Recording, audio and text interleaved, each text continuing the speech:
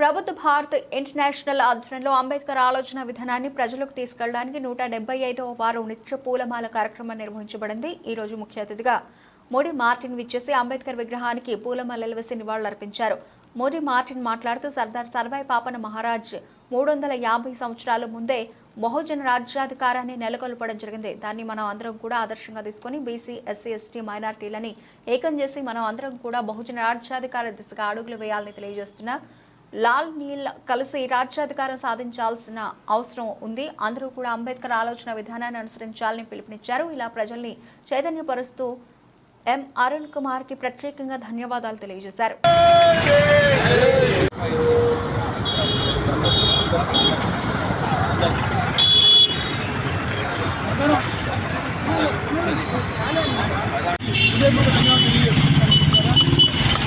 అలాగే భారత రాజ్యాంగ పీఠిక వేముడి కళ్యాణ్ శ్రీనివాస్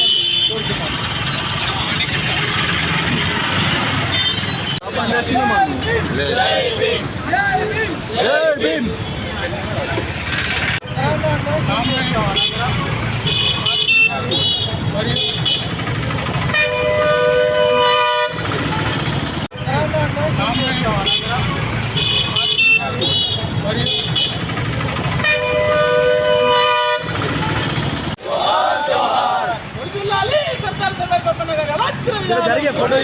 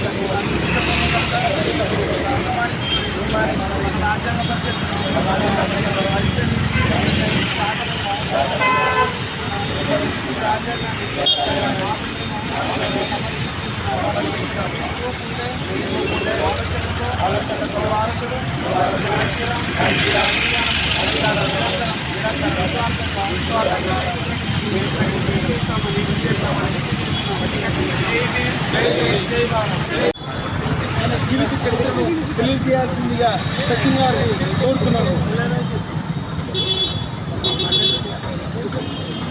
అందరికీ జై భీమ్. ప్రభుత్వ భారత్ ఇంటర్నేషనల్ ఆధ్వర్యంలో తలపెట్టిన నిత్య పూలమాల కార్యక్రమం గత 174వ వారం పురస్కరించుకొని 175వ వారంలోకి అడుగుపెట్టడం చాలా సంతోషకరమైన విషయం. ఈనాటి ఈ కార్యక్రమానికి ముఖ్య అతిథిగా విచ్చేసిన మన మోడీ మార్టిన్ గారు, సెక్రటరీ మేకపల్లి మండల్ ఎంసీపీ అయ్యూర్ గారికి మరొక హృదయపూర్వక ధన్యవాదాలు తెలియజేస్తున్నాను. ఈ కార్యక్రమంలో భాగంగా సర్దార్ సర్వాయి పాపన్న గౌడ్ గారి 374వ జయంతి సందర్భంగా అతనికి నివాళులు అర్పించడం జరిగింది. ఈ కార్యక్రమంలో భాగంగా అతని జీవిత చరిత్ర తెలుసుకునే ప్రయత్నం చేద్దాం. 660 ఆగస్టు 18న వరంగల్ జిల్లాలోని కలాషపూర్ గ్రామంలో గౌడ కుటుంబంలో జన్మించిన సర్దార్ విలాసపురంలో సర్దార్ సర్వాయి పాపన్న గౌడ్ గారు జన్మించడం జరిగింది. పురస్కరించుకుని 175వ వారం చేరుకున్నారు. ఈ 175వ వారం చేరుకోవడం చాలా సంతోషకరమైన విషయం.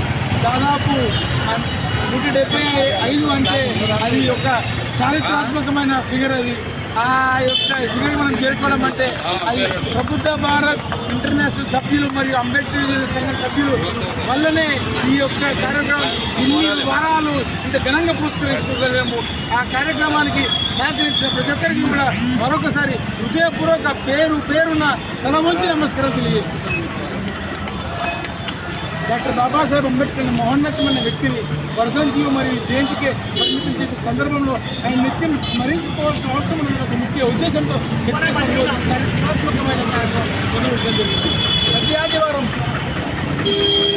అలాగే ఈరోజు 175వ వారానికి ముఖ్య అతిథిగా వచ్చేసిన మన ముడి మార్టిన్ గారు కార్యదర్శి మేడిపల్లి ఎంసీపీఐ వారికి హృదయపూర్వక ధన్యవాదాలు తెలియజేస్తున్నారు.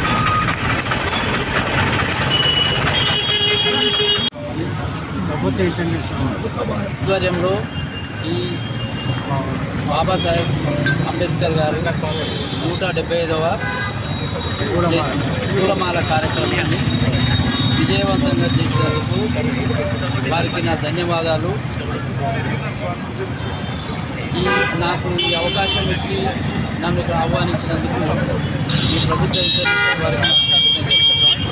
వారి ఆధ్వర్యంలో పూలమాల కార్యక్రమము 175వ వారము రావడం చాలా సంతోషకరం.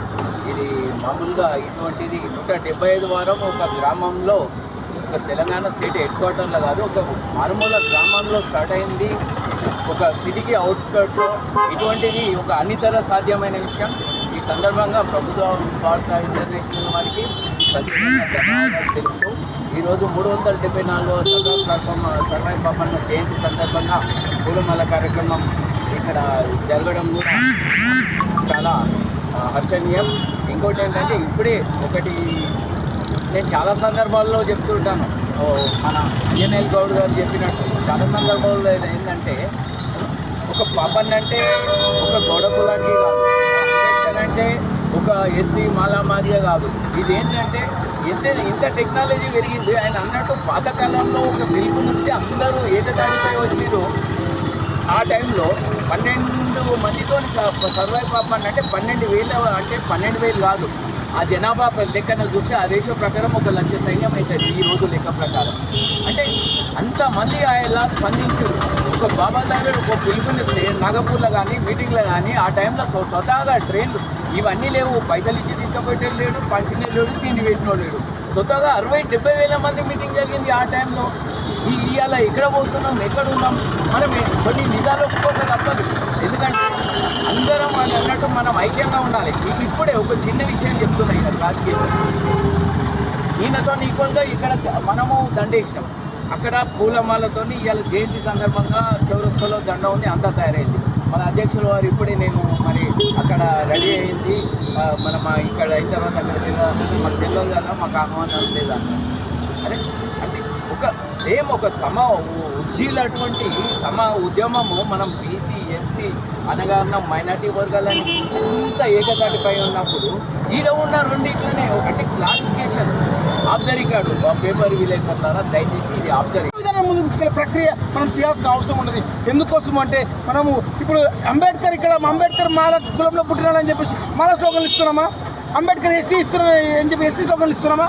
అంటే అది మనంతలో మనము సర్దార్ సర్వాయి పాపన్న గౌడ కులంలో పుట్టినందుకు గౌడ కులానికి మెప్పు, కులం వల్ల సర్దార్ సర్వాయి మెప్పు కాదు. అంబేద్కర్ గారు మా ఎస్సీ కులంలో పుట్టినందుకు ఎస్సీ కులాలకు మెప్పు, కులం వల్ల అంబేద్కర్కి మెప్పు కాదు.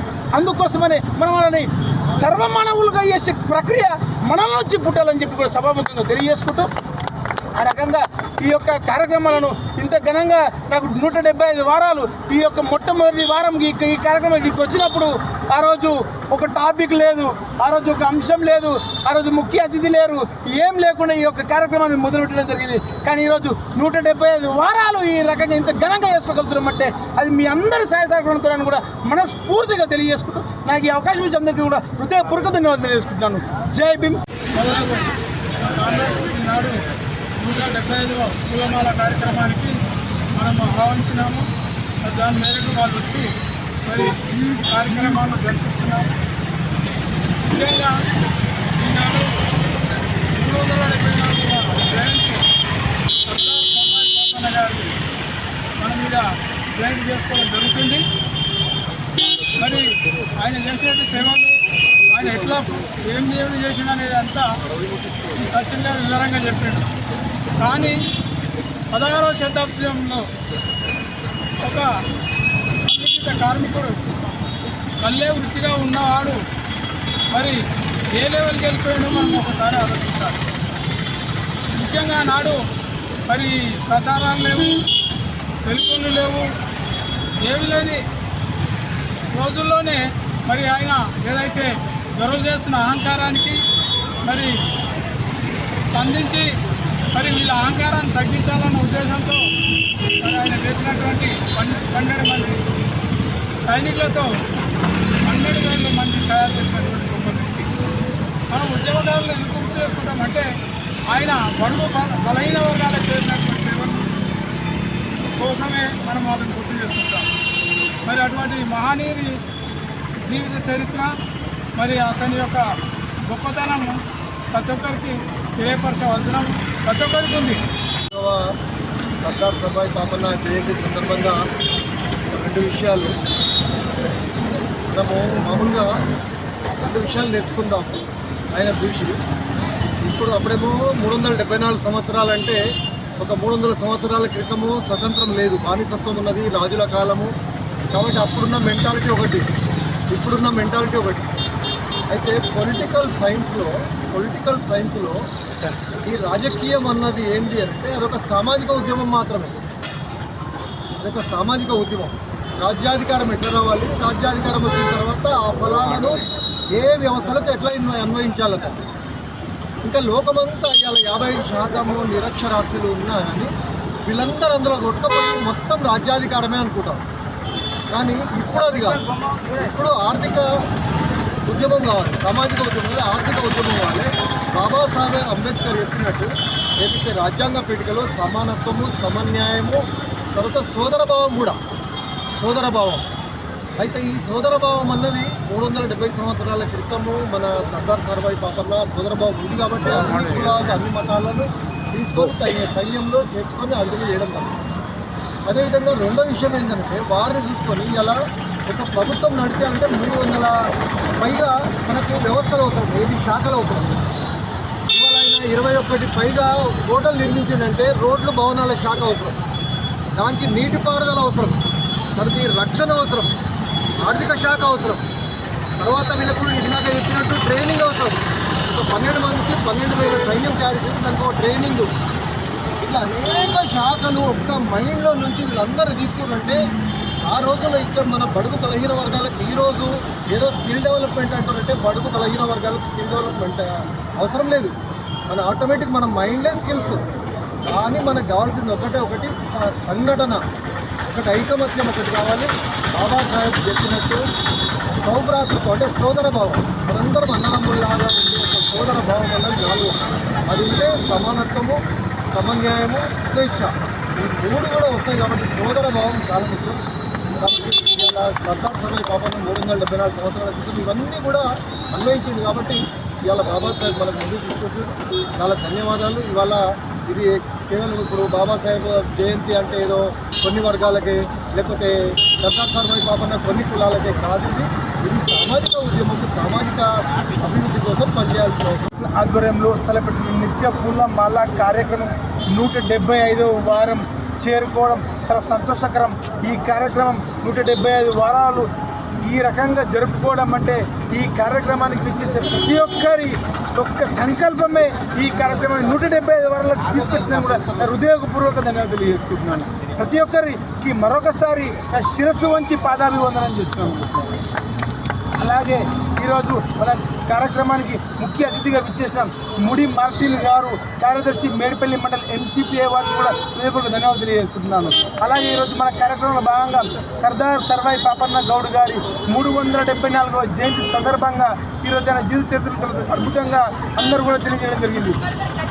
సర్దార్ సర్వాయి పాపన్న భారతదేశంలో 85% జనాభా, 85% ఉన్న జనాభాకి ఒక దిక్కు లేదు, ఒక మొక్కు లేదు.